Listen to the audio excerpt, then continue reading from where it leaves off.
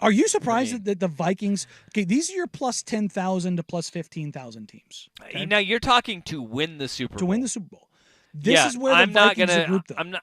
I would put money on the Vikings to get to the playoffs, but to win a Super Bowl, no, no, no. Just again, here's the teams in the plus 10,000 to plus 15,000. Okay, this is kind of like the oh my god tier. And you know what? We'll drop the 15,000 ones out. We'll go from the plus 8,000 to plus 12,000. Okay, plus 8,000, it's the Colts and Bucks, Okay, which I think those teams are probably about the same tier. I think that sounds about right. Yep. If you wanted to say the Bucks were the higher tier team there, okay, I'll go with that. But the Saints and Vikings are both plus 10,000. They're on the same tier, and you can say, oh, they're in different divisions and their paths. Like the Saints are objectively bad.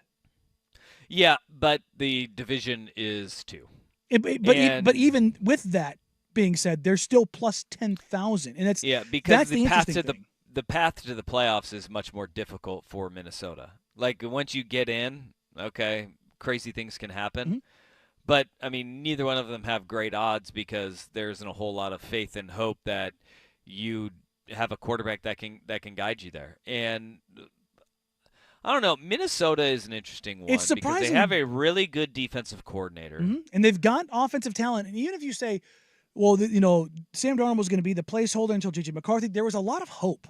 And there was a lot of like positive reinforcement behind Kevin O'Connell and the Vikings, and they're on this team on the upswing. Are you telling me that if J.J. McCarthy's healthy, that those odds are better?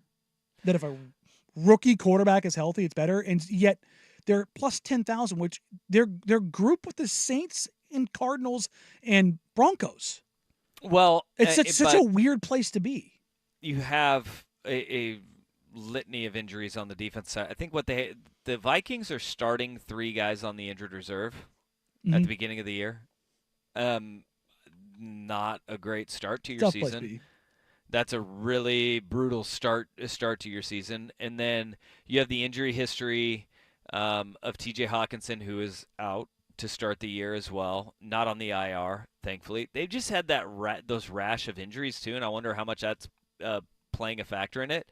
But you think from a raw talent standpoint, Minnesota would have better odds, but when you take into consideration the injuries, no quarterback, tough division to get into the playoffs in the first place, and then to win a Super Bowl, yeah, it does make sense when you stack all of those things on top of each other. But I think the way you framed it at the very beginning, with the Bears being what plus 3,500, that's a big difference, and they got a rookie quarterback, and that may be a little bit of, hey, we're going to give a little value, so Bears fans jump on it, and we'll let them burn their money later, Which, I mean, if you're a Bears fan, you want to do.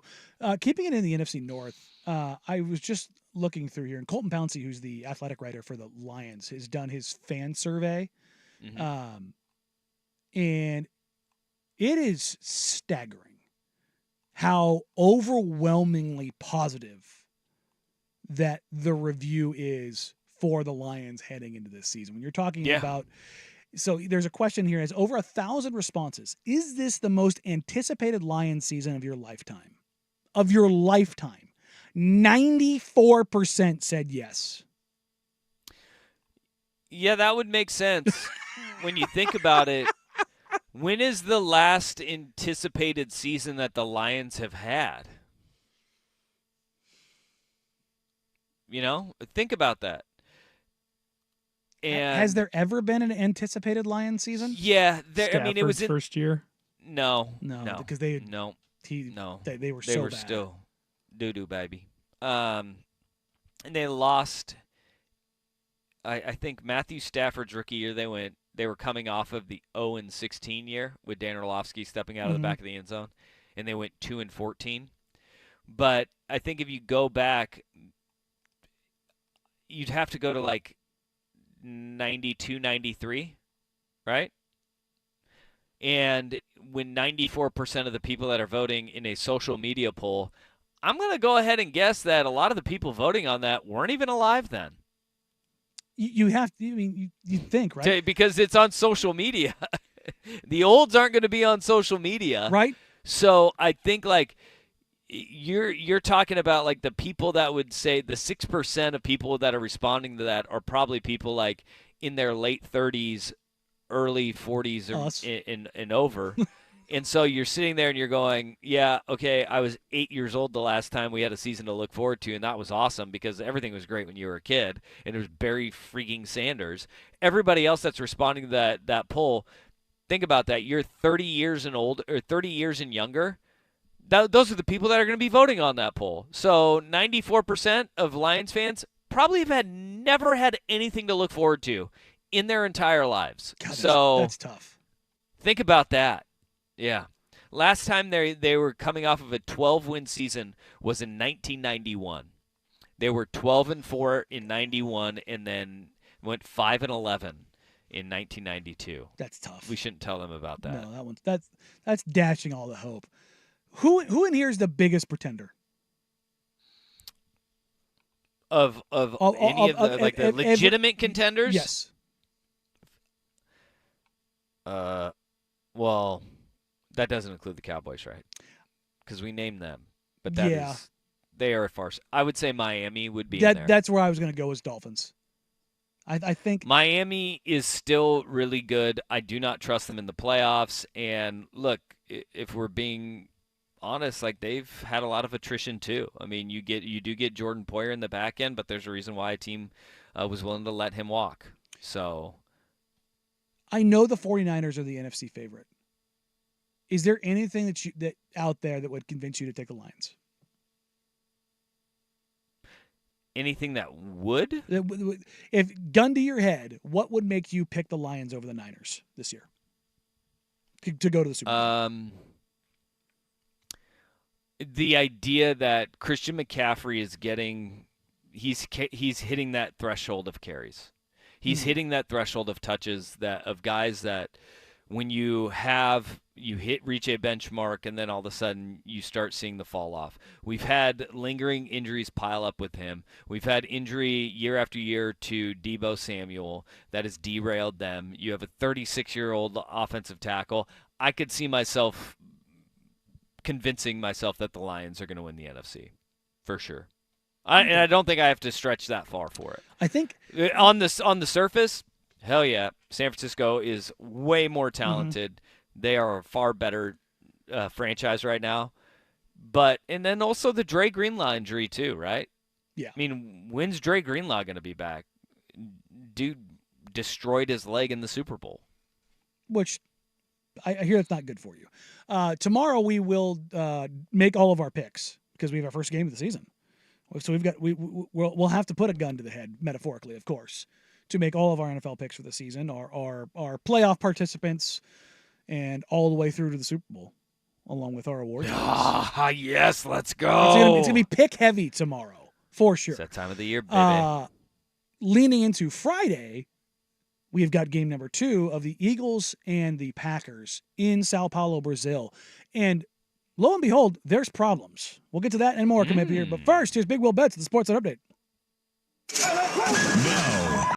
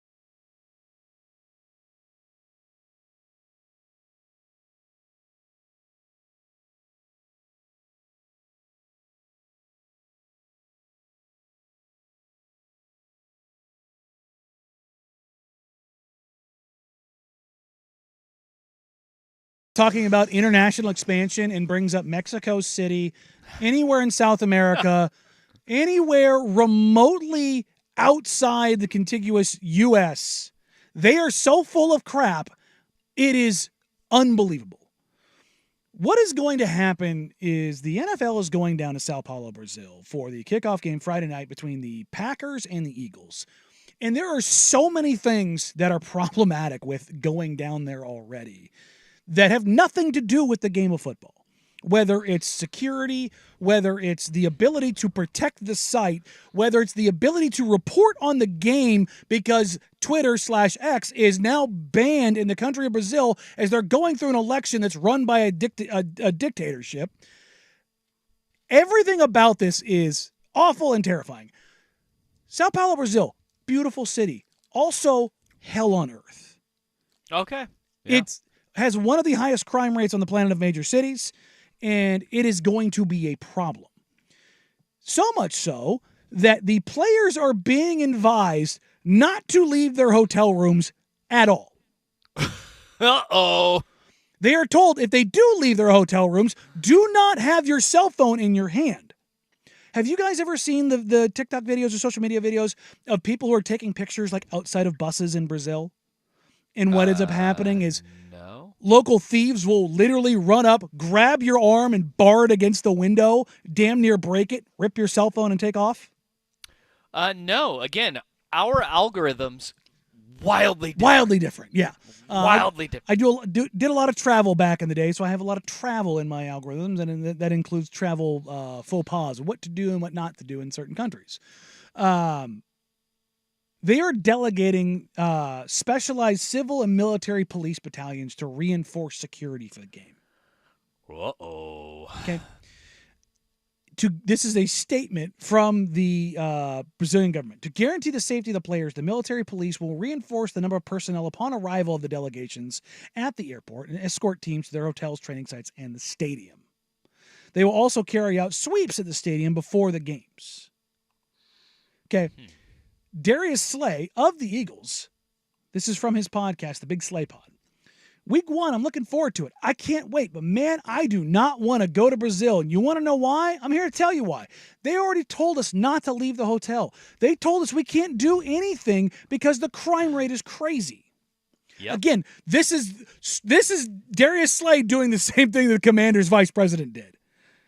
This is, Roger Goodell, we're very much looking forward to working with our brotherhood in Brazil to expand the game of the NFL to the international audience. Meanwhile, they're telling every team, do not go out. Do not bring your jewelry. Do not bring your family. Do not do anything down there because it is out of pocket.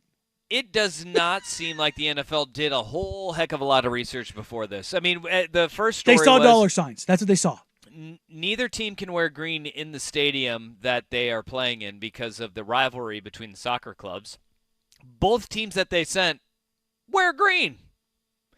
Now we have players not allowed to leave their hotel. We are going to send you to a different country in southern Brazil. And, oh, by the way, you're not going to be allowed to leave your hotel. You can't explore. We're not going to let you leave anywhere. Not advised. Don't take your cell phone out anywhere you go. Doesn't seem look. A quick Google search will tell you probably not the safest place to send your teams to go and play. I mean, it's absolutely insane to think that this is a normal thing, and I've brought this up as it pertains to the NBA in Mexico City, and Adam Silver bringing this up every single time. It will never happen. No, never. And look, the weird thing about what the NFL is saying with all of this is that you can go to Mexico City and feel completely safe. Like when I went to Mexico City, sure, there were a few times where I did not feel safe at all, but for the most part, I walked around without worrying about anything. You go a couple blocks in the wrong direction, though, and you really should worry about where you're going. And I think that is probably more the messaging that the NFL was trying to send, but they just don't want their guys just out walking around all willy-nilly. You know, in Sao Paulo. My sister-in-law is from Rio, and so my brother goes down there. He is pasty white fella, And he has never had an issue when he goes down there. And they're not just going only to the touristy spots. And he's like, I will get a few looks sometimes, and maybe somebody will makes me feel a little bit uncomfortable, but he feels safe and totally fine when he goes to Rio. It's just you have to know where you are and what you have to have your radar up, because the bad stuff will happen, man. I mean, think about this. As you say with those videos all the time. What just happened to Ricky Pearsall? It happens in our country too. And my point being, when they know where you are and you're in a region that you can go to basically any like leading crime statistics website. Sao Paulo, Brazil is one of the highest in the world.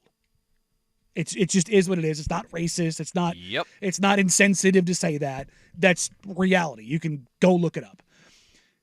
The interesting thing here, the dumb thing here is, last night, Darius Slay on Twitter. I want to apologize to anyone I offended. That wasn't my intention. I'm looking forward to playing in your beautiful country, and I've heard you're all very passionate, just like our amazing Eagles fans. Just a few more days, can't wait. That sounds like Team Legal and Team PR got on him. Yep. Don't Team spill the beans. Roger Goodell. Yeah, don't spill the beans that we don't want you out and about. Hey, what that Commanders VP that got suspended? What did he say about Roger Goodell? Oh, he's a puppet. He's a puppet. Doesn't hate the gays or the blacks though. Well, yeah, he does not do that. that. So no, he leaves that for Jerry Jones. He is the puppet, and the main attraction of that puppeteering show is to make a boatload of money. Yes, and I don't understand how going to Brazil is making more money though. Because you just want to get international footprint, and you want to grow the game internationally any way you can. In a nation that would probably have you 18th among sports they watch, with 16 of them being in front of it being some version of soccer. Yeah. Yep, that's it. Are you getting much penetration in that market? But I think if you look at it though, and obviously the research that they're doing here is saying that we can get a foothold here if we do it the right way. Obviously, this is not a good start to doing it the right way and attracting fans and popularity of the NFL. I mean, I don't know. Let me look this up here. International popularity of the NFL by country, right? Mm-hmm. I'm assuming that London and England? Mexico or England and Germany are going to be your top three, right? I'm not going to count Canada because they have Canadian football. All of their fans, what is it? 90% of the population lives within 100 miles of the United States border anyways. Mm-hmm. But if you go outside of Canada and Mexico, what countries are you looking at? Number of self-described NFL fans. Mexico 23.3 million. Brazil, 19.7 million. Really? Brazil's Canada, 7.21. Well, the entire nation of Canada, isn't it only 50 million? It's not large. It's not large, but It's 19 million fans identify as it's 40 million NFL fans. Germany is 6.6 million. South Korea is 6.72. And then the UK 5.7. I can't wait for the new game in Seoul.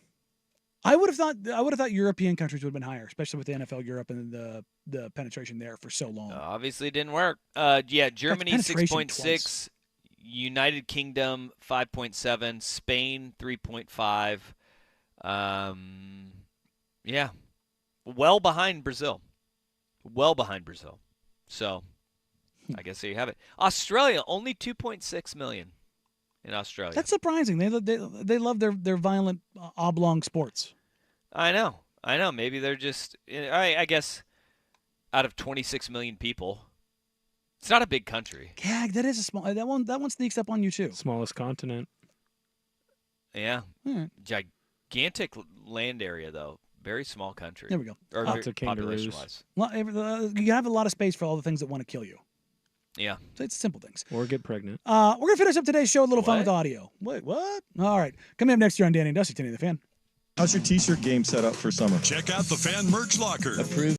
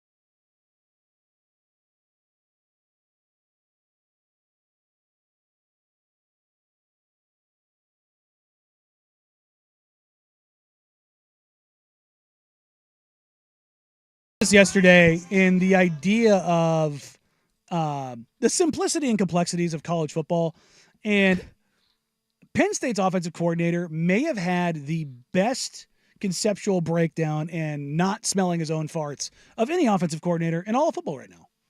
The blizzard in itself, right, is a wonderful dessert, right, which we should all use in moderation, correct? Okay? Disagree. In itself looks complicated because it's messy inside, right, and the person working there puts it in the machine and the ice cream.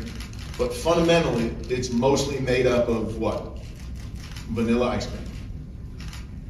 So if you could equate offensive football to your favorite blizzard, and understanding that what it's going to look like is going to be looking like a messy piece of deliciousness, but fundamentally is composed of really just vanilla ice cream and your favorite candies, right? That's when we talk about simplicity versus complexion, right? So it's going to look really complex, but really at the end of the day, it's just two ingredients mixed together.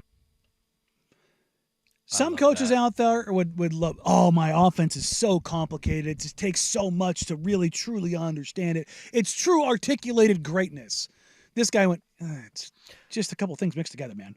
No, the best offensive coordinators. The only thing I disagree in that is that when he said that Blizzard should be enjoyed in moderation. No, we just go ahead and enjoy the Blizzard, damn it. It is a delicious treat, nectar of the gods. But every offense that is successful for a long time, it is simple in nature, but looks complex, like he was saying. And we used to call it sprinkles on top, right? I love the Blizzard analogy, though, because you just throw a different kind of candy in, and your vanilla ice cream, it tastes completely different, right? It tastes like a completely different treat, but the base is still the same, and that's the vanilla ice cream. Every great offense is that.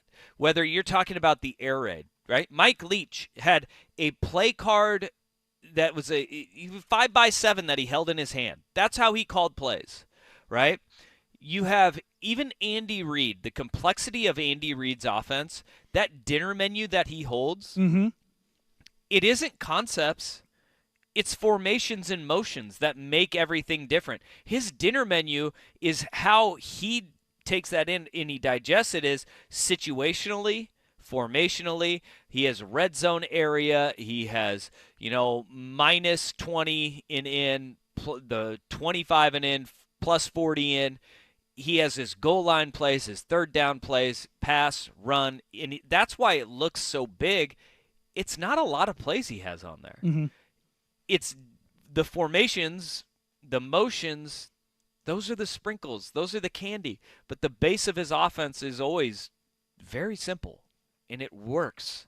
And that's what every great offense does. And as always, sprinkles are for winners. Sprinkles are for winners. Coffee is for closers. Sprinkles are for winners. Yeah, I love that. That's a beautiful thing. I don't. I don't. Neither of us are coffee guys. It gives me the bubble guts. So it also tastes like crap. Oh, I don't mind. That's the thing I don't like is that I don't mind the taste of coffee. I actually like the taste of coffee, but it gives me bubble guts every time. And so maybe you just 5-hour energy it then. 5-hour energy is for the closers. There you go. Put protein powder in your coffee. Tastes better. So why would I want to ruin protein powder? It helps me. Like, I don't really like coffee. Every morning now I get the little Starbucks. You can just do an energy brew. drink like me. I'll tell you what. Will Ortner is not a meathead. He only puts protein powder in his coffee, though. Well, that's a meathead tendency. I have a protein shake too. I gotta get my peas, man. I count. Gotta make sure I get it. I do count my protein. Dude, protein overload. I don't know. What I do know is we are less than 24 hours away from the NFL kickoff. Oh. When we come back here tomorrow. Wait, less than? We're just a little over. Sorry. When we come back here tomorrow, we will be mere hours away. And tomorrow we will make all of our picks. Oh, hey, I can't wait for the NFL to do. Remember when ESPN did the Midnight Madness thing for the start of the college basketball season where they played games literally for 24 hours straight? It was like 36 hours straight. It was like 2018 was Zion's freshman year. They had games at like 4 o'clock in the morning. It was awesome. The NFL is going to do that because Just they're take gonna over go the to entire Brazil. calendar. Yeah, Brazil is like 5 hours ahead of Pacific time, so you get an extra 2 hours from the Eastern time zone. Then they're going to have games in Europe, and then they're going to have them in, dude, wait till they're like, wait, there's how many people in China? Oh, I mean, They're- look, the NBA is already trying to get into Dubai and Abu Dhabi. The NFL will be right behind Yeah. them.